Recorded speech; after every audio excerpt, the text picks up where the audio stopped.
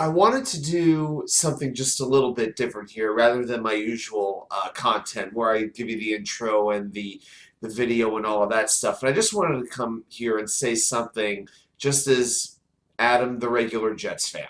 The regular crazy, intense, diehard Jets fan. After the Jets won this game today, I had to go to the airport. I had to pick up a friend.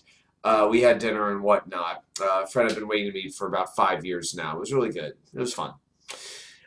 But I had some time to think on my way home from that event, about a 45-minute drive home, and I started thinking to myself, why didn't I pick the Jets to win this game?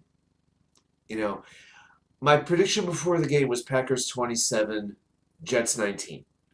I thought the Jets would give the Packers a battle. I absolutely did. I thought the game would be competitive, but I just wasn't ready to believe that the Jets had arrived. I wasn't ready to go there. I wasn't sure of the quarterback. I wasn't sure of the coaching staff. Certainly, we know there was talent. I felt, as far as the talent goes, they could compete with the Packers and just about any other team in the NFL that we want to talk about. But I was waiting for everything to kind of come together. And even after this game, there are still obviously flaws and things that need to be figured out. That's fine. That's part of the process. Put it this way, if you think you have a perfect team, just give it a week or two. Something will happen to make you second guess what you really have. But I thought about my own thought processes and why I didn't pick them. And I think the biggest thing it really comes down to is I was concerned about getting too optimistic and getting too hopeful. It had nothing to do with what was on the field. It didn't have anything to do with what was on the sidelines or who was on the sidelines. It was all about me not wanting to get my expectations too high at the risk of being disappointed. But you know what? I'm still that fan who, ever since the Jets made the AFC Championship game, they've gone 63 and 114 before this season began. I'm still that fan who hasn't seen any of my teams win a championship since 1994. It's 28 years. I was in 7th grade at the time, and now I'm 41 years old. A lot of time's gone by since then. So I wanted to take a moment because I talk with a lot of people about, you got to enjoy the ride. You can't just be happy and excited when the team is great. The whole thing with being a sports fan with teams that aren't perpetual winners is the ups, the downs, taking the ride, and recognizing when it's real, when it could really be real, and when you are on the brink of enjoying sustainable success and ultimately possibly being a team that can win a championship.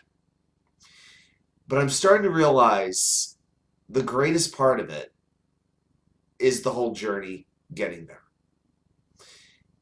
Because we are seeing the New York Jets build up a core that none of us have seen in our lifetimes. If you want to talk about the early 80s, you could certainly do that. That's just a little bit before my time, so it's not fair for me to speak about that. But when you talk about this level of talent on both sides of the ball, all three units contributing, different players from each unit contributing every single week, that's exciting because they're not just relying on one quarterback and one wide receiver or one pass rusher to do everything. They have a lot of guys who could be the go-to player that particular week. And that's one reason why I'm starting to think more and more the New York Jets can have a special season. How far could that go? Hey, why put a limit on it? At this point, 4-2. Right now, we'd be the 5th seed in the AFC playoffs. The only two AFC teams with better records than the New York Jets are the Bills and the Chiefs. No one else. What were the odds that that could ever happen? So you know what I'm going to do? I'm not going to look at the logo like I have been. Not just with the Jets, but with other teams. Look what's really there. Who's wearing these uniforms? How are they being coached? How is their talent being utilized? How are they coming together? Are they really a team as opposed to a collection of individuals? Hey, Look at some of the players that the Jets have let go.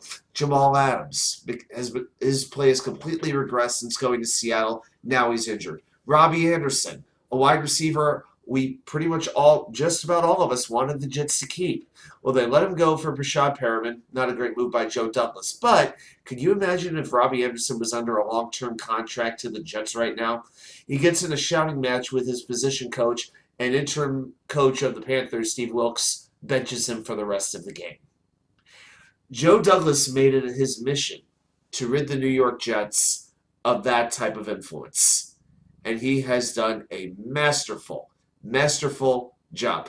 I don't think there is another general manager for any of the 4 teams that I root for, the Mets, the Jets, the Rangers, or the Knicks, who have been as consistently good, committed to a plan, and able to execute on that plan in the last, let's just say, 35 years than Joe Douglas.